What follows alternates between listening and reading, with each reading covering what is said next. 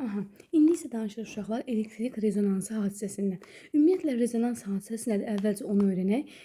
Bilirik ki, dəyişən xarici gərginlik var. Bir də məxsusi tezlik, yəni dəyişən xarici gərginliyin tezliyi var. Bir də təbii ki, məxsusi tezlik var da. Əgər dəyişən o xarici gərginliyin tezliyi rəqs konturunun özünün məxsusi tezliyi ilə üst-üstə düşərsə, bunda məcburi rəqslərin amplitudu kəskin artır bu zaman. Və bu kəskin artma hadisəsi elə rezonans hadisəsi adlanır. Onda rezonans hadisəsi nə oldu? Dəyişən xarici gərginliyin tezliyi rəqs konturunun məxsusi tezliyi ilə üst-üstə düşəndə məcburi rəqslərin amplitudunun kəskin artmasıdır. Bu zaman bəs nə baş verir uşaqlar? Bu zaman deməli ümumiyyətlə bilirik ki, biz xarici müqavimət sıfıra yaxınlaşdıqda nə olur? Cəryan şiddəti rezonans qiyməti alır. Yəni burada maksimum artır.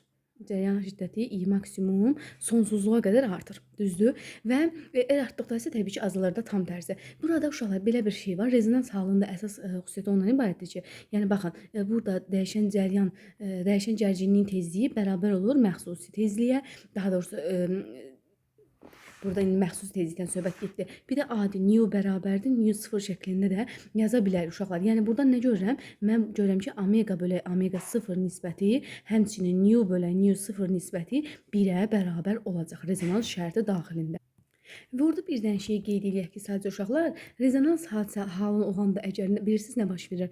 Burada müqavimətlər də bir-birinə bərabər olur. Yəni induktiv müqavimət XL bərabər olacaq tutum müqavimətinə. İnduktiv müqavimətin yerində bilirsiniz ki, omega L yazacağıq, bərabərdir bir də. Aha, burada indi tutum müqavimətinin yeri, daha doğrusu induktiv müqavimətin yerinə omega L, tutum müqavimətin yerində isə 1 bölü omega C yazırıq. Yəni bunu bilirik ki, bu şəkildədir. İndi biz bunu tərəf-tərəfə vursaq, onda omega kvadratı LC bərabərdir 1 ifadəsi alınır. Düzdürmü? Və biz buradan da omeganı tapanda buradan alınır ki, omega bərabərdir kök altında 1 bölək LC. Yəni omeganın o ifadəsi əslində buradan alınır. Burada bir dənə də qrafikimiz var. Uşaqlar, cəryan şiddətinin tezlikdən asılı qrafikidir. Gəlin o qrafiki də nəzərdən keçirək. Aha, baxın uşaqlar, qrafikimiz bu şəkildə olacaq və bu qrafikdə biz bir şey diqqətləməliyik ki, boranın baxın bu şəkildə maksimal olduğu tərəf bizim üçün I maksimumu ifadə edəcək əlbəttə ki, yəni bu qiymət burada I maksimumu ifadə edəcək və burada bu bizim üçün R1 olsa, işarələsək bu R2 olsa və bu da ən axırdakı da R3 olsa, onda bilirsiniz ki, R1-ə uyğun gələn ən kiçik olacaq təbii ki, çünki o cəryan şiddəti I1 maksimal qiyməti ifadə edir. Bax bu şəkildə müqayisəmiz olacaq. Və uşaqlar, bir şey ümumiyyətlə yazın sadəcə, radio rabitə yaratmaq üçün elə rezonans hadisəsindən istifadə olunur. Bunu da qeyd kimi yazı saxlayın. Sonra avtorəqs sistemi deyilən bir anlayışımız var uşaqlar. Avtorəqs bilirsiniz nədir? Öz daxilindəki mənbədən gələn enerji hesabına sönməyən rəqs yarana bilən bir sistemdir və buna biz avtorəqslər sistemi deyirik. Yəni burada öz mənbədən gələn enerji hesabına sönməyən rəqs yanır. Təbii ki, real halda rəqs konturunda aktiv müqavimət olur. Bunu hamımız bilirik. Buna görə də aktiv müqavimət varsa da rəqslər mütləq sönəcək. Yəni mütləq şəkildə sönəcək. Rəqslərin sönməməsi üçün, yəni rəqslərin davam eləməsi üçün, sönməyən rəqslər olması üçün onlara mütləq nə etmək lazımdır uşaqlar? Enerji vermək lazımdır. Əgər həmin enerji sistemin daxilindən gəlirsə, yəni daxili mənbədən tənzimlənərsə və bu daxili mənbənin hesabına bu enerji yanarsa, belə rəqslərə biz avtorəqslər deyəcəyik. Məsələn, tranzistorlu generatorlarda avtorəqslər var. Yəni ona görə də generatorların daxilində enerji özündən bərpa olunur da, belə deyək. Burada elə bir ki, enerji rəqs konturuna daha doğrusu verilməsi klapanın yarımkəsici tranzistorunda tənzimlənir, öz içərisində, öz daxilində tənzimlənir bu şəkildə. Bunu da qeyd kimi götürərik və uşaqlar, indi danışacaq elektromaqnit dalğalarından. Rəqslərdən danışdıq, indi gəlin elektromaqnit dalğalarından danışaq. Uşaqlar, ümumiyyətlə dalğa nədir? Dalğa rəqslərin zaman keçdikcə fəzada yayılmasıdır. Düzdür? Təbiətindən asılı olmayaraq bütün dalğaların əsas xassəsi nədir? Maddə köçürmədən enerji daşınması. Yəni istəyir mexaniki dalğalar olsun, istəyir elektromaqnit dalğalar olsun. Amma elektromexaniki dalğalar bərk, maye və qazlarda yayılır. Bunu bilirik. Amma vakuumda isə təbii ki, yayıla bilmirdi. Bunu demişdik. Çünki mexaniki dalğaların yayılması üçün elastiki qüvvə, elastiki mühit olmalıdır. Vakuumda da elastiki bir mühit olmadığına görə orada mexaniki dalğalar yaranmırdı. Amma elektromaqnit dalğalar isə uşaqlar bütün mühitlərdə yayılır. Yəni vakuum daxil bütün mühitlərdə yayıla bilir.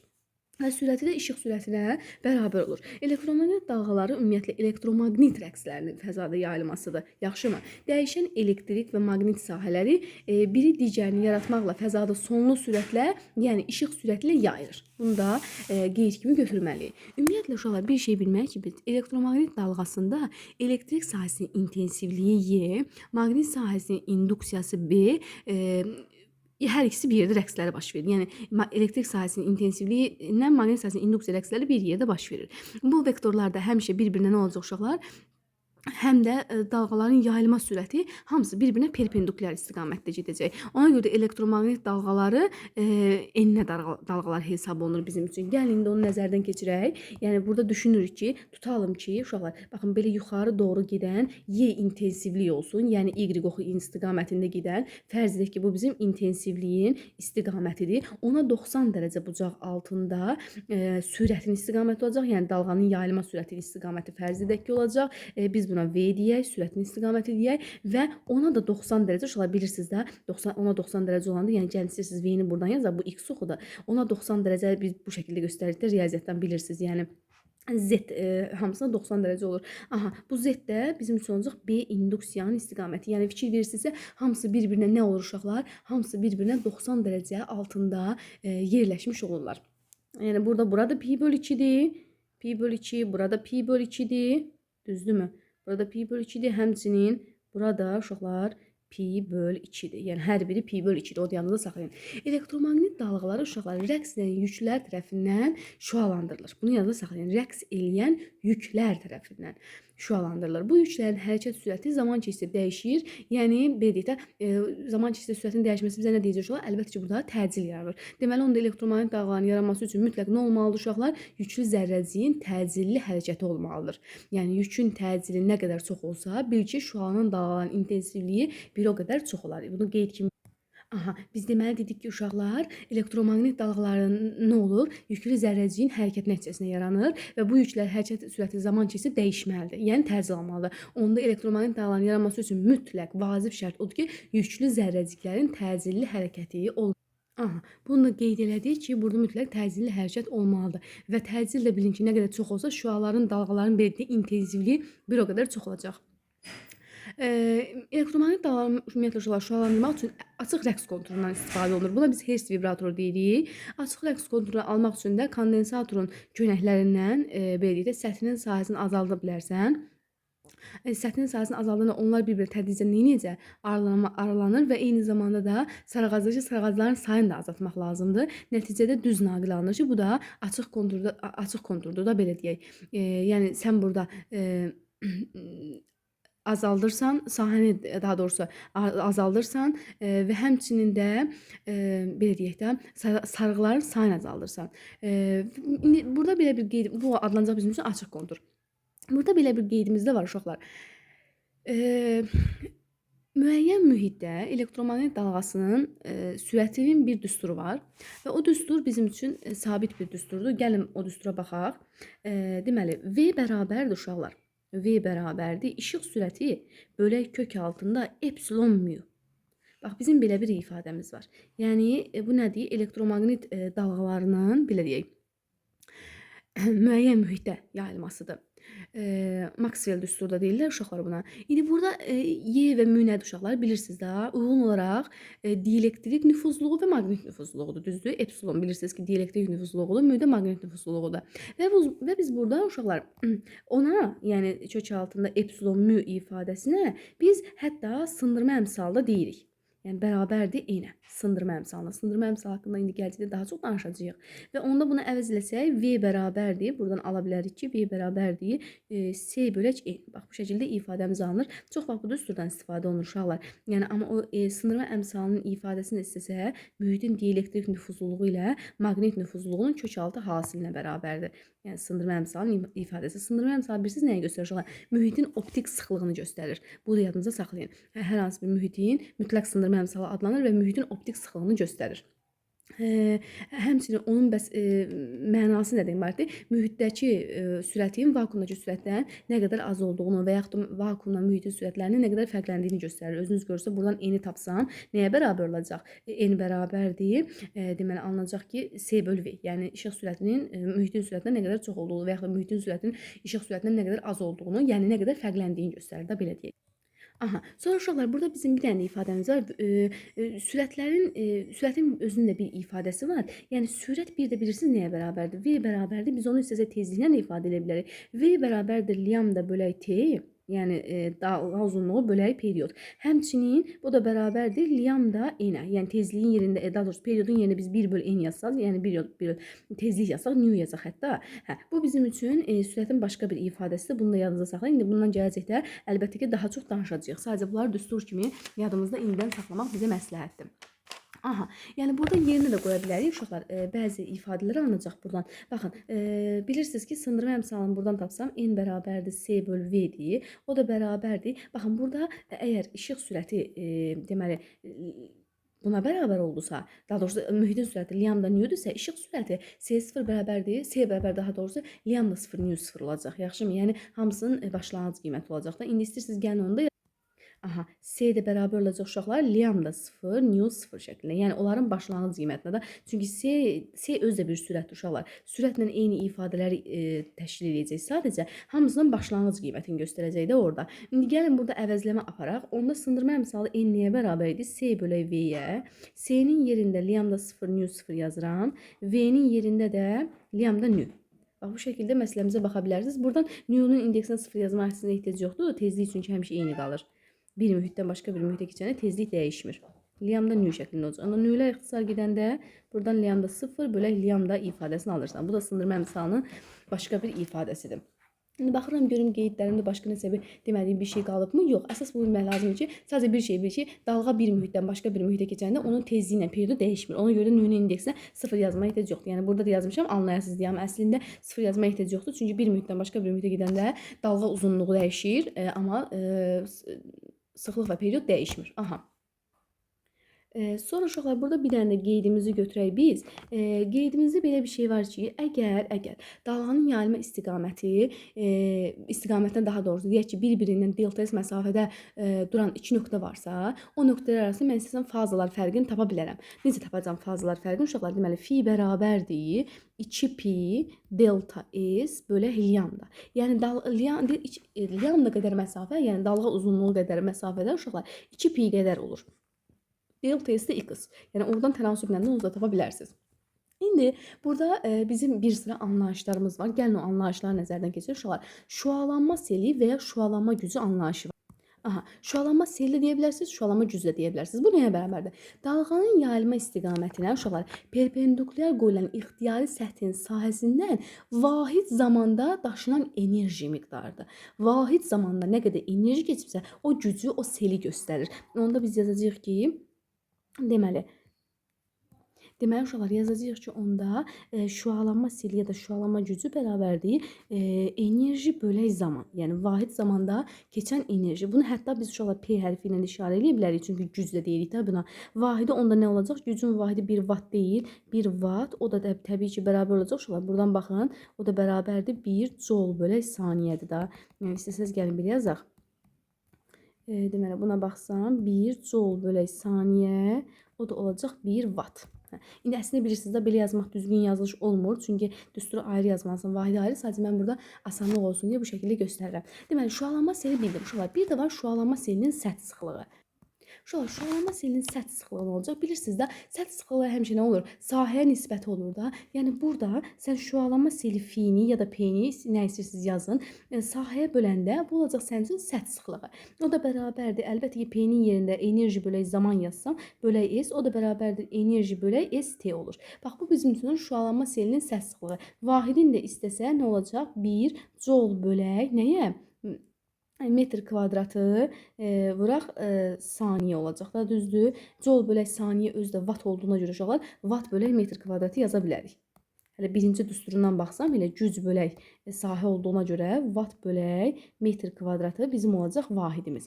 Bu şəkildə yadınızda saxlayın. Bu olur nə uşaqlar? Şüalanma selinin səth sıxlığı. İndi burada bir şey yazın ki, S sferanın sahəsidir uşaqlar. Ona görə sferanın sahəsini yeni bilin ki, 4 pi r kvadrat yazacaqsınız həmişə. Yaxşımı? O yadınızdan çıxartmayın. Düsturumuz 4 pi r kvadrat olacaq. R də mənbədən olan məsafədir. Yəni o məsələmizə aidiyyəti yoxdur, mənbədən olan məsafədir. İndi açsam I bərabərdir W bölək ST. O da bərabərdir W bölək S-in yerinə yazam uşaqlar. 2 pi r zat yox, yəni çaşdırmayın özünüzü. Pi r kvadratı yox. 4 pi r kvadratı. Pi r kvadratı. 4 pi r kvadratı vuraq T. Bax, ifadəmiz bu şəkildə olacaq. Yenildirəm. Niyə? Çünki S burada sferanın sahəsi olduğuna görə.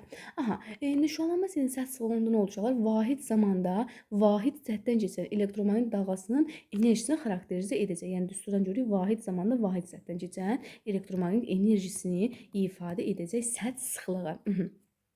Sonra şüalanma selinin səth sıxlığı ilə işığın vakuumdakı sürətinin arasında da bir asılılıq var uşaqlar. Yəni o da nəzərdə saxlayın. Belə bir ifadəmiz var. Çünki bizim onu istəyirsinizsə biz qeyd qoyaq yazaq. Yəni o şüalanma selinin səth sıxlığı enerji ilə əlaqəli bir ifadəmiz var. Aha. Deməli, onda uşaqlar belə yaza bilərsiniz. Şüalanma selinin səth sıxlığı I, bilirsiniz nəyə bərabərdir? İşıq sürəti ilə enerji sıxlığı var deyə uşaqlar. Belə yox, W ilə ifadə olunur. Omega yox, W. Enerji sıxlığı onun ifadəsinə bərabərdir. Əgər yadınızdan çıxıbsa, gəlin yadınıza salım. Enerji sıxlığı nə idi? Enerji sıxlığı vahid həcmə düşən enerji idi. Düzdürmü? Baxın, bu ifadə nə? Yəni nəzərə alın. Sonra uşaqlar, burada bir sıra qeydlərimiz var. Gəlin o qeydləri nəzərdən çıxaraq, nəzərimizdən keçirək. Bax, bir şey yadınızda saxlayın uşaqlar. Şüalanma selinin səth sıxlığı dairəvi tezliyin 4-cü dərəcəsindən düz asılıdır. Baxın, yəni I mütənasibdir dairəvi tezliyin 4-cü dərəcəsinə. Əlbəttə ki, onda həm də I mütənasib olacaq nəyə? Adi tezliyin 4-cü dərəcəsi ilə, 4-cü dərəcəsinə, düzdür? Bir də burada bir ifadəmiz var ki, səth sıxlığı mütənasib olacaq nəyə?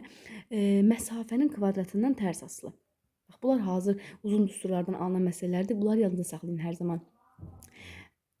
Aha. Sonra uşaqlar, burada bir sıra məsələlərimiz var. Yəni bunu qeyd kimi yadımıza saxladıqsa, gəlin başqa bir qeyd kimi də bir şeydir. Yəni burada bəzi mütənasibliklər var. Bunları yadda saxlamaq lazımdır. Bir mütənasibliyimiz də ondan ibarətdir ki, uşaqlar, yadınıza saxlayın ki, elektrik sahəsinin intensivliyi ilə maqnit sahəsinin induksiyası şüalanıcı zərrəciklərin təcili ilə düzdür.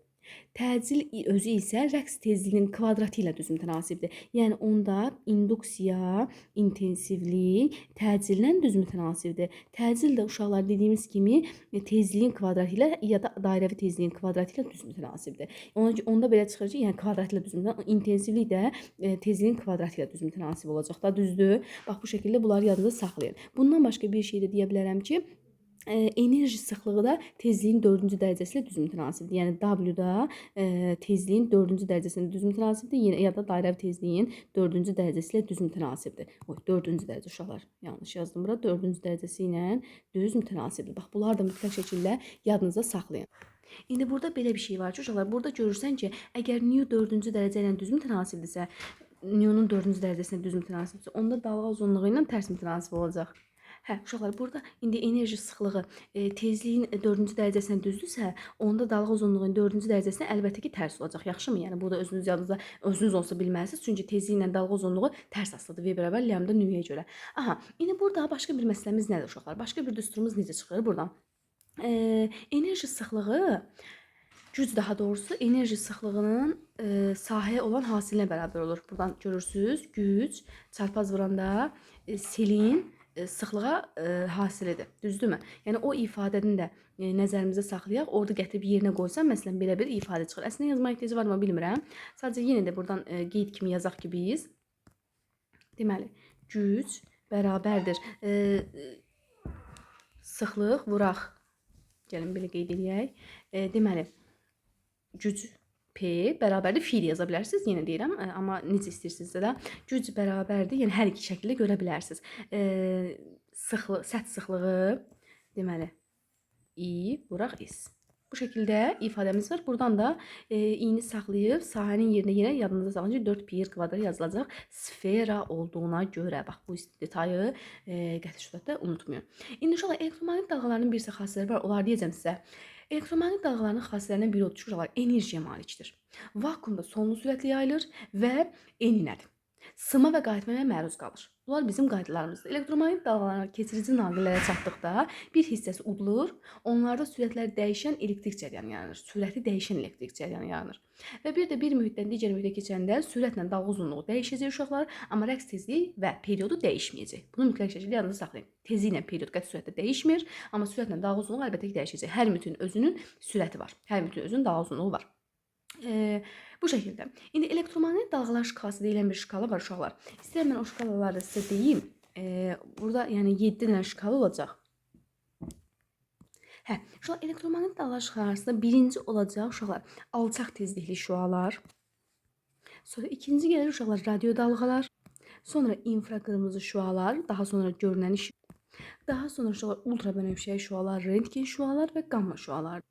Uşaqlar burada ən kiçik tezlik, bir də ən böyük tezlik isə aşağıda olur. Yəni baxın bu ox istiqamətində, bu oxun gedişat istiqamətində yadınızda saxlayın ki, tezliyin qiyməti artır, niyonun qiyməti artır və y bərabərdir h-niyo olduğuna görə enerjinin də qiyməti artır. Lambdanın qiyməti isə, yəni dalğa uzunluğunun qiyməti ilə azalır. Yaxşımı? Yəni baxın bu 1-dən 7-yə qədər getmə sırasında. Burada bir dənə dördüncü görünən işıq var uşaqlar. O dördüncü görünən işıqda əlbəttə bilirsiniz ki, 7 rəngi ayrılır. Baxın bu görünən işıq özü 7 rəngi ayrılır. Ən birinci rəngimiz olacaq qırmızı, sonra narıncı.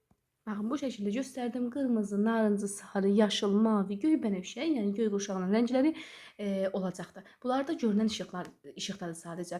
Sonra uşaqlar radio rabitə deyilən anlayış var. Radio rabitə elektromaqnit dalğaların vasitəsilə səs siqnallarının uzaq məsafəyə göndərilməsidir. Bu radio rabitədir. Yəni bunun baş verməsi üçün elektromaqnit dalğalarından istifadə olunur.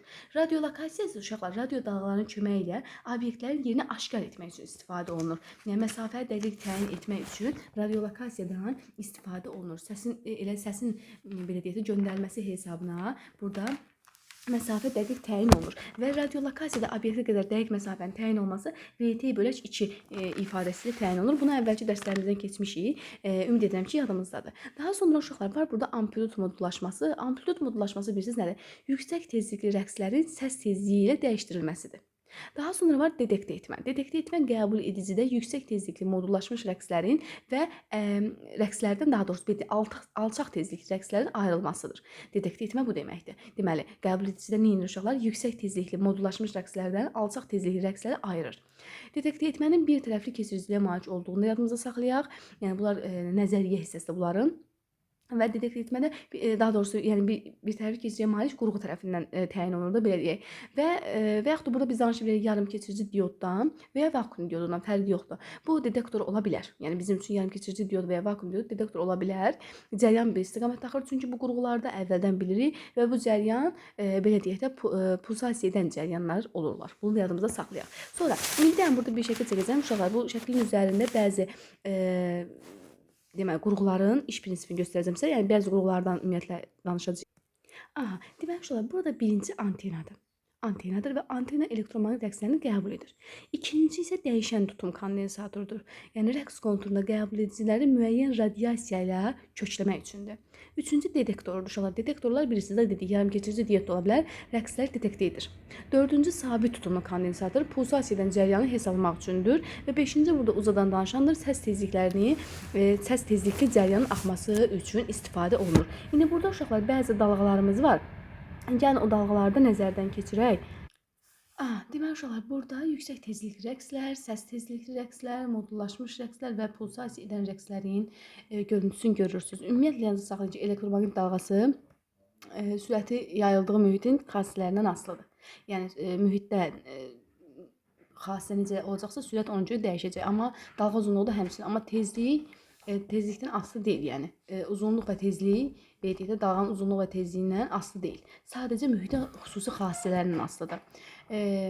Bu da bu şəkildə, yəni sürətimiz lambdadan, newdən, t-dən asılı deyil. Sürət sadəcə xüsusi mühitin xarakteristikasından asılıdır. Yəni o da bir qeyd kimi qeyd eləsək ki, o da bilək ki, sürət məsələn v bərabər lambda nü ifadəsindən təyin olunur. Amma bunun məsələmizə adiyyəti yoxdur. Yəni burada sürət nə lambdadan, nə nüdən, nə bilim omeqadan, heç nədən asılı deyil. Sadəcə bir şey bilin ki, mühitin şəxsi, fərdi, belə deyək də, xassələrindən asılıdır. Onu qeyd eləyək. Deməli, V nə lambda, nə nü, nə omega və s. və s. heç nədən asılı deyil. Bir dənə uşaqlar o yazını saxlayın ki, amma bir mühitdən başqa mühitə keçəndə sürət dəyişir, dal uzunluğu dəyişir, amma tezlik və period dəyişmir.